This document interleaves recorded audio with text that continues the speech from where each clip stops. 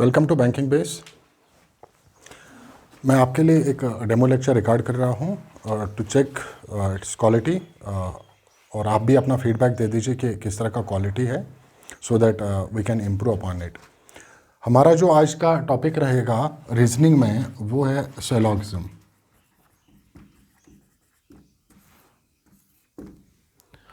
Syllogism में exam में किस तरह के क्वेश्चंस पूछे जाते हैं, इसमें आपका रहता है स्टेटमेंट एंड कंक्लूजन्स।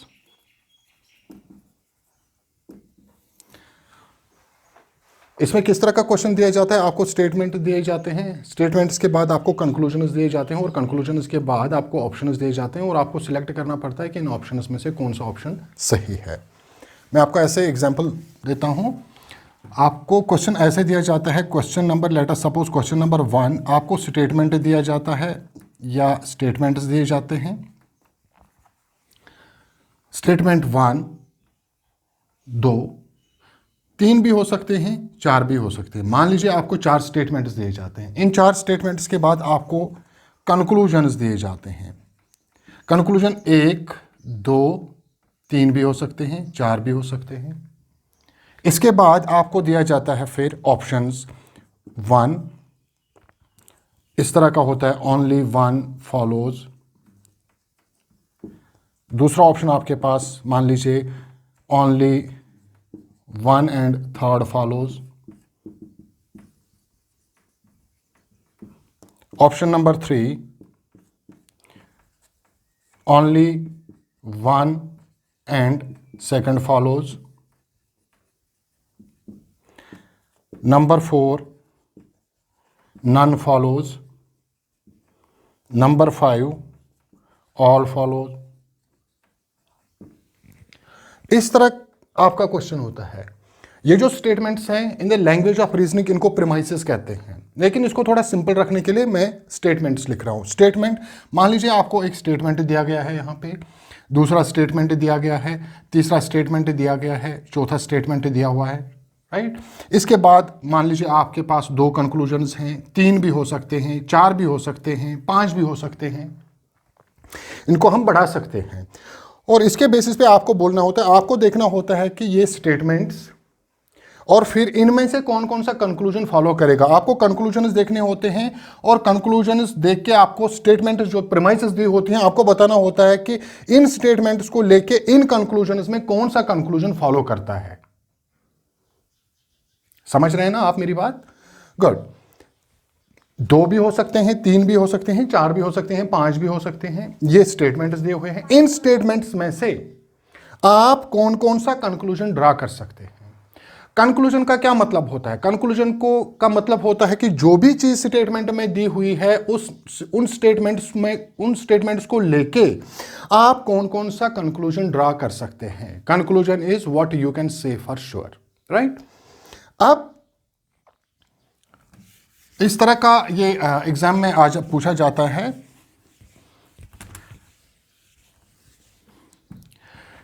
अब स्टेटमेंट्स क्या होते हैं? ये जो पूरा सिलोगिज्म है ये 4 तरह के स्टेटमेंट्स पे बेस्ड है। In syllogism there are only 4 statements जिन पे पूरा सिलोगिज्म बेस्ड है। वो 4 तरह के स्टेटमेंट्स क्या होते हैं? ऐसा लिखते हैं, premise number 1, all.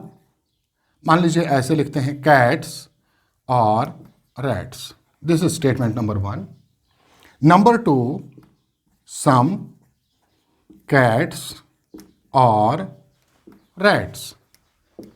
Number 3, no cat is rat। And number 4, some cats are not rats। ये 4 तरह के स्टेटमेंट है। इन्हीं 4 तरह के स्टेटमेंट्स पे पूरा सिलोजिज्म बेस्ड है। अगर आपको ये 4 स्टेटमेंट समझ आ गए कि इन 4 स्टेटमेंट्स का मतलब क्या है, तो आप सिलोजिज्म का पूरा जितने भी क्वेश्चंस आ जाएंगे वो कर सकते हैं। रिवर्स सिलोजिज्म में भी यही वाली चीजें हैं। अगर आपको इन 4 स्टेटमेंट्स का मतलब क्या है आपको पता चलेगा, आप बता सकते हैं कि कौन कौन सा कंक्लूजन हम अब इन स्टेटमेंट से, इन प्रीमाइसेस से ड्रॉ कर सकते हैं, राइट? अब ये जो 4 स्टेटमेंट्स हैं, इन स्टेटमेंट्स में ऑल कैट्स आर रैट्स, ये जो कैट्स का टर्म है ये सब्जेक्ट टर्म है, ये जो रैट्स का टर्म है ये प्रेडिकेट टर्म है। इस वाले स्टेटमेंट में some cats are rats, some cats is subject and rats is predicate. Statement number 3, no cat is rat, cat is subject and rat is predicate. Statement number 4, some cats are not rats, cats is subject and rats is predicate. Okay, so हम इनको इस तरह लिख सकते हैं, statement number 1 या premise number 1, all subjects are predicate as for subject and P for predicate, right? दूसरा statement क्या रहेगा फिर, some subjects और प्रेडिकेट, राइट? तीसरा स्टेटमेंट आपके पास क्या है, नो सब्जेक्ट इज प्रेडिकेट, ठीक है? और चौथा स्टेटमेंट आपके पास क्या है, some subjects are not predicate. ये 4 तरह के स्टेटमेंट्स आपके पास है। All subjects are predicate, some subjects are predicate, no subject is predicate, some subjects are not predicate। ये 4 तरह के स्टेटमेंट्स हैं। अब इनका मतलब क्या होता है, all subjects are predicate, some subjects are predicate, no subject is predicate, some subjects are not predicate। मैं आपको ये थ्योरी ऑफ सेट्स के थ्रू समझा दूंगा।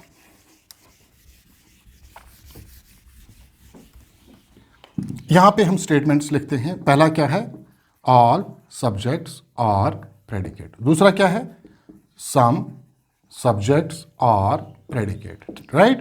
तीसरा क्या है, no subject is predicate। और चौथा क्या है, some subjects are not predicate, right? ये चीज है, गुड। नाउ सी, पहला वाला स्टेटमेंट लेते हैं, all subjects are predicate। इसका क्या मतलब होता है? मान लीजिए आपके पास ए एक सेट है। आप सबों ने तो थ्योरी ऑफ सेट्स पढ़ा होगा 9th के मैथ्स में। मान लीजिए ए एक सेट है, इसके एलिमेंट्स है 1 2 3 4 एंड 5, राइट? एंड आपके पास अनदर सेट है एज सेट बी, और सेट बी के एलिमेंट्स है 3 4। आपके पास 2 सेट हैं, set A having elements 1 2 3 4 5 and you have set B with elements 3 and 4, ठीक? अब अगर आपके पास ऐसा क्वेश्चन आ जाता है, is A subset of B? Is A subset of B?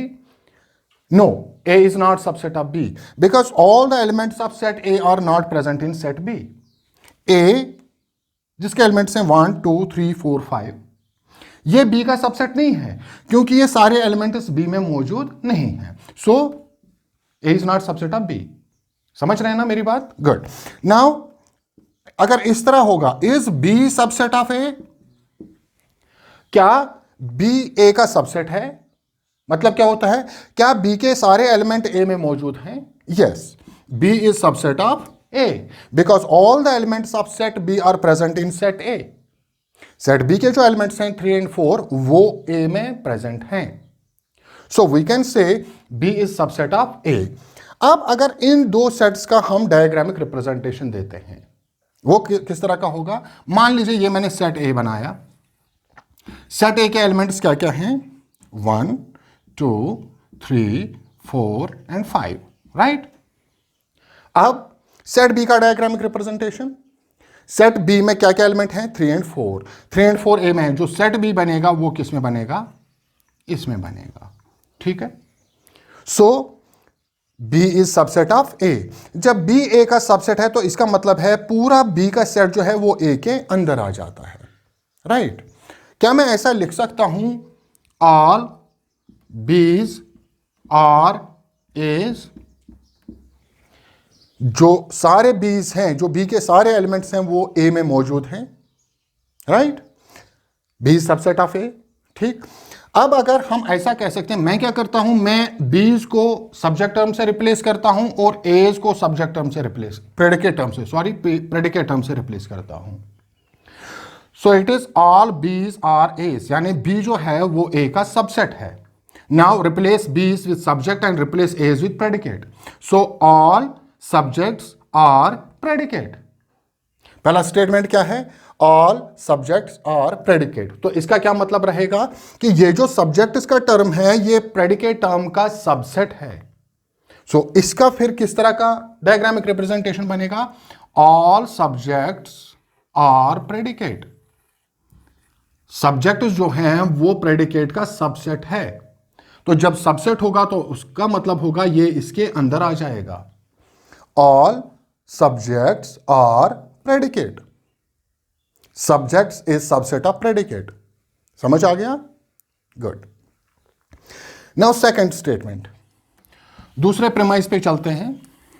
दूसरा प्रीमाइस आपके पास क्या है, दूसरा प्रीमाइस आपके पास है, दूसरा स्टेटमेंट आपके पास है सम सब्जेक्ट्स आर प्रेडिकेट। इसका क्या मतलब होता है, अगेन मान लीजिए आपके पास एक सेट है, set A with elements 1 2 3 4 5 and you have another set as set B, और सेट बी के एलिमेंट्स हैं 4 5 6 7 एंड 8, राइट। आपके पास दो सेट्स हैं, set A having elements 1 2 3 4 5 and you have set B with elements 4 5 6 7 and 8।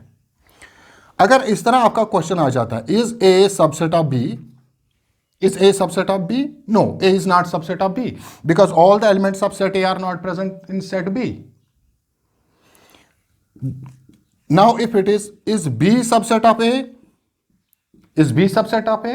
क्या B के सारे elements A में मौजूद हैं? No. B is not subset of A because all the elements of set B are not present in set A.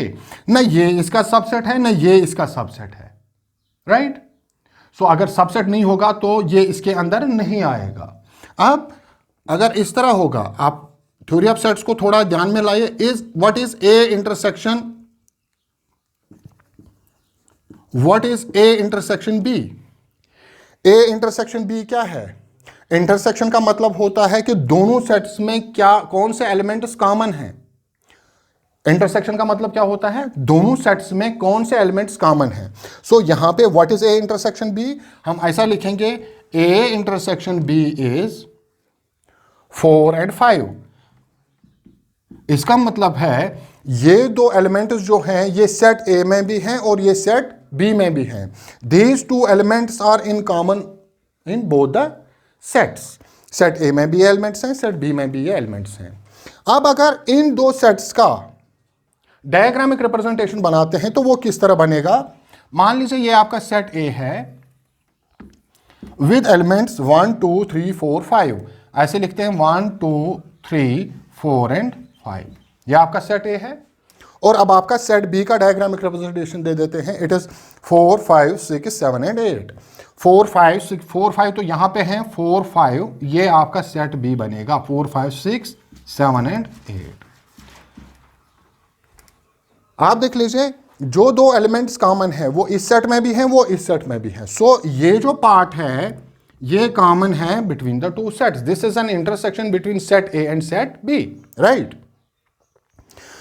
अब A के ये जो दो एलिमेंट्स हैं ये सेट बी में भी हैं, तो हम ऐसा लिख सकते हैं सम एज आर बीज, लिख सकते हैं कुछ एज बीज भी हैं। ये दो एलिमेंट जो हैं ये सेट ए में भी हैं, सेट बी में भी हैं। Now replace A's by subject term and replace B's by predicate, तो हम लिख सकते हैं सम सब्जेक्ट्स आर प्रेडिकेट। क्या है आपका दूसरा term, some subjects are predicate. तो इसका क्या मतलब रहेगा, इसका मतलब रहेगा that the two sets have an intersection, इन दो सेट्स में इंटरसेक्शन है। और जब दो सेट्स में इंटरसेक्शन होता है तो कैसे लिखेंगे हम, ऐसे इसका डायग्रामिक रिप्रेजेंटेशन रहेगा some subjects are predicate, there is an intersection between the two sets. और हम इस वाले पार्ट की बात कर रहे हैं, समझ आ रहा है? Good. And what is third statement, तीसरा प्रीमाइस क्या है? तीसरा प्रीमाइस है तीसरा स्टेटमेंट है no subject is predicate. No subject is predicate का क्या मतलब होता है? अगेन मान लीजिए आपके पास एक सेट है, set A with elements 1 2 3 4 5 and you have another set as set B with elements 7 8 9 and 11। आपके पास दो सेट्स हैं, set A having elements 1 2 3 4 and 5 and you have another set as set B with elements 7 8 9 and 11, right? ये दो sets आपके पास हैं। पहला, is A subset of B? No, A is not subset of B because इसके elements इसमें नहीं है, सारे elements, right? Is B subset of A? B is not subset of A because the elements present in set B are not present in set A, all the elements, right? So what is A intersection B? A intersection B क्या है? ए intersection B क्या है? कोई ऐसा element है जो दोनों sets में कॉमन है? No, there is no element in common between the two sets. जब दो सेट्स का कोई भी एलिमेंट कॉमन नहीं होता है, then we say what is A intersection B? A intersection B हम मानते हैं there is a phi intersection between the two sets. जब दो सेट्स में फाई इंटरसेक्शन होता है, फाई हम कब कहते हैं इंटरसेक्शन है दो सेट्स में? जब कोई भी एलिमेंट एक दूसरे सेट में मौजूद नहीं होगा, then the intersection is said to be phi. और जब फाई इंटरसेक्शन होता है, the two sets are said to be disjoint sets. जब भी आपके पास दो सेट्स में कोई भी एलिमेंट कॉमन नहीं होगा, the sets are said to be disjoint sets. Disjoint का मतलब होता है दोनों सेट अलग अलग सेट्स हैं। अगर आप इनका डायग्रामिक रिप्रेजेंटेशन देना होगा तो किस तरह का डायग्रामिक रिप्रेजेंटेशन बनेगा? Set A with elements 1 2 3 4 5 1 2 3 4 5 and another set B, वो अलग बनेगा, बिल्कुल अलग बनेगा क्योंकि कोई भी एलिमेंट कॉमन नहीं है। तो यहां पे सेट बी आपका रहेगा 7 8 9 एंड 11, राइट? तो दोनों सेट अलग अलग बने, both the two sets are disjoint sets, अलग अलग सेट्स हैं, right? So can I write no A's are B's? कोई भी ए बी नहीं है, कोई भी एलिमेंट ए का बी में नहीं है, that is no A's are B's, right? So A's को सब्जेक्ट से रिप्लेस कीजिए, बीज को प्रेडिकेट से रिप्लेस कीजिए। सो क्या बनेगा? No subject is predicate. क्या है आपका तीसरा statement? No subject is predicate. इसका क्या मतलब निकलेगा? इसका मतलब निकलेगा ये दो सेट्स जो हैं ये डिसजॉइंट सेट्स हैं। No subject is predicate. ये पहला वाला है, ये दूसरा वाला है और ये थर्ड है, राइट? Okay, good. अब आपके पास ये लास्ट स्टेटमेंट है। लास्ट स्टेटमेंट है some subjects are not predicate. ये थ्योरी ऑफ सेट्स में नहीं आता, लेकिन समझाने के लिए कि इसका मतलब क्या होता है उसके बारे में मैं आपको बताता हूं सेट्स के थ्रू ही। ए आपके पास एक सेट है with elements 1 2 3 4 5, right? You have another set as set B with elements 4 5 6 7 and 8. Is A subset of B? No. Is B subset of A? No. What is the intersection between A and B? A and B का intersection जो है वो है 4 and 5, right? आपके पास जो इसका diagrammatic representation बनेगा वो इस तरह का बनेगा। Again 4 and 5 is in intersection. Set A is having elements 1 2 and 3. 4 and 5 तो intersection है, कॉमन है between set A and B, और B का जो आपके पास रहेगा 4 5 6 7 and 8, ठीक? ये बात हमने करी थी जब हमने लिखा था सम सब्जेक्ट्स आर प्रेडिकेट, तो हमने इस इंटरसेक्शन की बात करी थी। अब यहां पे ऐसे एलिमेंट्स भी हैं जो सिर्फ ए के पास हैं, एलिमेंट्स हैं जो सिर्फ बी के पास हैं, यही दो हैं जो इन दोनों में कॉमन हैं, और कुछ ऐसे एलिमेंट्स हैं जो इन दोनों में कॉमन नहीं है। So can I write some A's are not B's? Some A's are not बीज, वो बी में नहीं है। तो मैं किन की बात कर रहा हूं? मैं उन एलिमेंट्स की बात कर रहा हूं जो एलिमेंट्स कॉमन नहीं है। जब मैंने 4 और 5 की, जब मैंने इस वाले पार्ट की बात करी थी, तो मैंने बात करी थी कि जो इन दो सेट्स में इंटरसेक्शन है, कॉमन है, उन एलिमेंट्स की बात करी थी। यहां पे मैं उन एलिमेंट्स की बात कर रहा हूं जो इनमें कॉमन नहीं है। सम एज आर नॉट बीज। इसको सब्जेक्ट टर्म से रिप्लेस कीजिए, इसको प्रेडिकेट टर्म से रिप्लेस कीजिए। So it is some subjects are not predicate. When it is some subjects are not predicate, तो इसका जो डायग्रामिक रिप्रेजेंटेशन बनेगा, तो हम किस वाले पोर्शन की बात कर रहे हैं? हम इस वाले पोर्शन की बात कर रहे हैं। Some subjects are predicate में हम इंटरसेक्शन वाले पोर्शन की बात कर रहे हैं, and in this statement some subjects are not predicate, तो हम इस वाले पोर्शन की बात कर रहे हैं। समझ आ गया चारों स्टेटमेंट्स? गुड।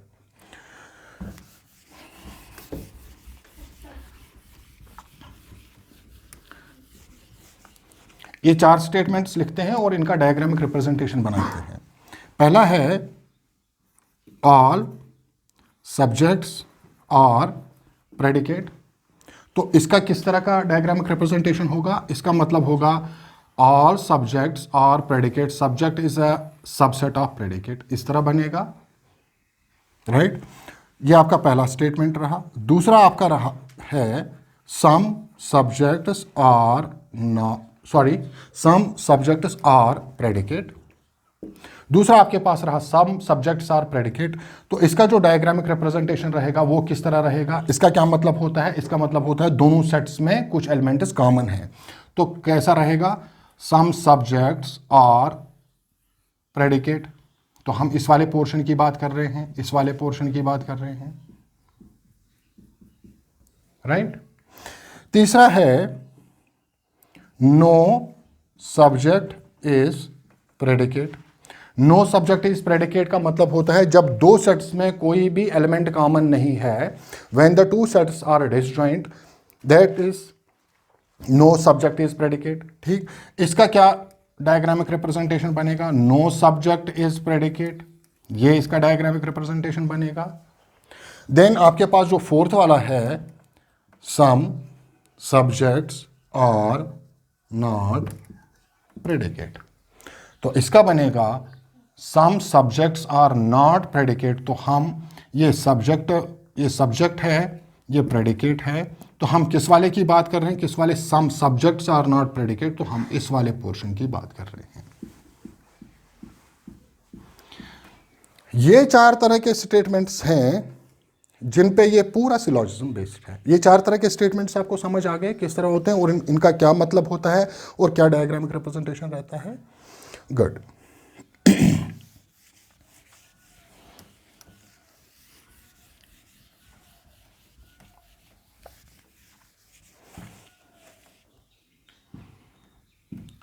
अब इन स्टेटमेंट्स का कन्वर्स जो होता है किस तरह का होता है? एक स्टेटमेंट को लेके उससे हम क्या कंक्लूजन ड्रा कर सकते हैं एक स्टेटमेंट से?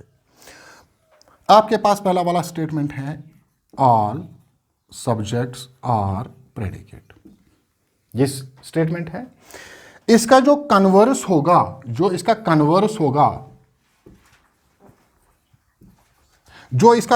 होगा, जो फॉलो करेगा, मैं एक एक स्टेटमेंट में से आपको सिखाता हूं कि किस स्टेटमेंट का क्या कन्वर्स बनता है, जो कंक्लूजन होता है, सही कंक्लूजन होता है, जो हम ड्रा कर सकते हैं एज कंक्लूजन एक एक स्टेटमेंट से। ऑल सब्जेक्ट्स आर प्रेडिकेट, इसका जो कन्वर्स होगा, जो फॉलो करेगा इस स्टेटमेंट से, वो होगा some P's are S, some P's are subjects. समझ आ गया कैसे? सी, आपके पास ये एक सेट है, इसके एलिमेंट्स हैं 1 2 3 4 और 1 2 रखते हैं 5 6, ठीक। बी आपके पास एक सेट है, इसके एलिमेंट्स हैं 3 4 एंड 5, ठीक है, गुड। अब is A subset of B? No, A is not subset of B because all the elements of set A are not present in set B. Is B subset of A? Is B subset of A? Yes, B is subset of A because all the elements of set B are present in set A. So कौन किसका subset है? B A का subset है. B के सारे elements A में मौजूद हैं, लेकिन क्या हम इससे बता सकते हैं A के सारे एलिमेंट्स B में मौजूद हैं? अगर इसको कन्वर्स करेंगे, उल्टा करेंगे, क्या हम बता सकते हैं all A's are B's? No, A B का सबसेट नहीं है, B A का सबसेट है. सो ये जो B के एलिमेंट्स होंगे 3, 4 एंड 5, ये B के सारे एलिमेंट्स हैं, ये सबसेट है A का, लेकिन A के और भी कुछ एलिमेंट्स हैं जो 1, 2 एंड 6 जो B में नहीं है. सो व्हाट वी कैन से, इसका जब कन्वर्स करेंगे वी कैन से सम, पहले हम क्या लिखते थे? हम लिखते थे ऑल B's आर A's और ऑल सब्जेक्ट्स आर प्रेडिकेट. जब उसको उल्टा करेंगे, कन्वर्स करेंगे, तो हम इसको सबसेट नहीं बना सकते हैं. We can say some A's और B's, सम P's और S. ये इसका मतलब होता है ऑल सब्जेक्ट्स आर प्रेडिकेट.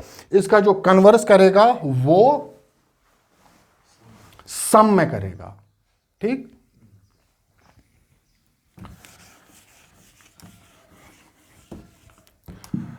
दूसरा आपके पास है सम सब्जेक्ट्स और प्रेडिकेट. सम सब्जेक्ट्स और प्रेडिकेट, जब आप इसका कन्वर्स ले लेंगे, आप लिख सकते हैं जो फॉलो करेगा, जो कंक्लूजन इस वाले स्टेटमेंट में से हम ड्रॉ कर सकते हैं. मैं एक स्टेटमेंट की बात कर रहा हूं. इस वाले स्टेटमेंट में से जो कंक्लूजन हम ड्रॉ कर सकते हैं वो रहेगा सम P's और S. अगेन, जब भी आपने इंटरसेक्शन ऑफ सेट्स देखा, आपने क्या देखा? सेट A, सेट B, 1, 2, 3, 4, 5, 6, मान लीजिए यहां पे आपने लिखा 7, 8, 9, 11. तो आपने कहा कि ये जो दो एलिमेंट्स हैं ये A के जो हैं वो कॉमन है B के साथ.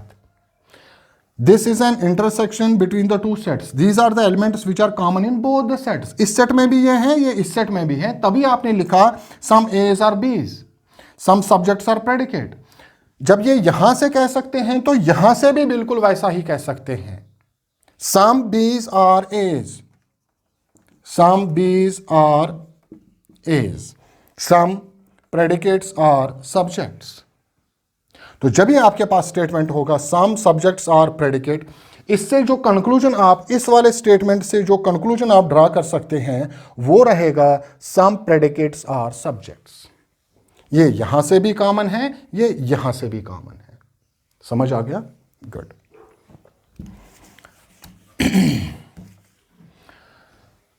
तीसरा स्टेटमेंट, तीसरा है आपके पास no subject is predicate. No subject is predicate का आपने क्या है इसका?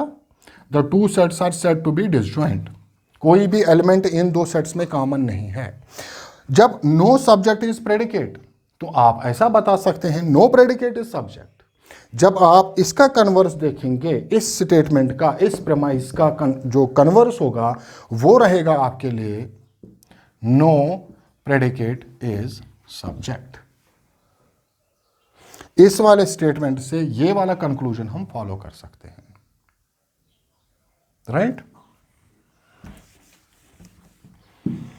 नंबर फोर है some subjects are not predicate. Some subjects are not predicate का आपने किस तरह डायग्रामिक रिप्रेजेंटेशन दे दिया? आपने कहा ये सब्जेक्ट्स हैं, ये प्रेडिकेट है. आपने कहा हम इस वाले पोर्शन की बात कर रहे हैं. तो ये वो एलिमेंट्स हैं जो कॉमन नहीं है. ये वाला पार्ट जो है वो कॉमन है. लेकिन ये वाले पार्ट की हम इस वाले पार्ट की बात कर रहे हैं। When we can say some subjects are not predicate, जब इसका कन्वर्स होगा, जो होल्ड करेगा, जो फॉलो करेगा, that will be some predicates are not subjects. ये 4 तरह के जो स्टेटमेंट्स हैं, इन 4 तरह के स्टेटमेंट्स का जो कन्वर्स है, जो फॉलो करेगा, वो इस तरह का होगा। ऑल सब्जेक्ट्स आर प्रेडिकेट, इसका जो कन्वर्स होगा वो होगा some predicates are subject, converse some predicates are subject. दूसरा, some subjects are predicate, we can say some predicate are subject. तीसरा, नो सब्जेक्ट इज प्रेडिकेट, इसका जो बनेगा यहां से भी डिसजॉइंट है, यहां से भी डिसजॉइंट बनेगा, some no predicate is subject. Some subjects are not predicate, some predicate are not, ये इसका कन्वर्स होगा, ये इसका कन्वर्स होगा जो होल्ड करेगा हर एक स्टेटमेंट से, जो फॉलो करेगा, राइट। अब मैं आपसे एक क्वेश्चन पूछ लेता हूं।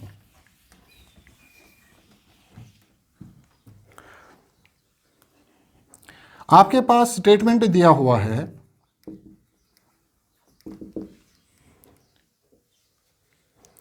सम सब्जेक्ट्स, ऐसे लिखते हैं, आर प्रेडिकेट।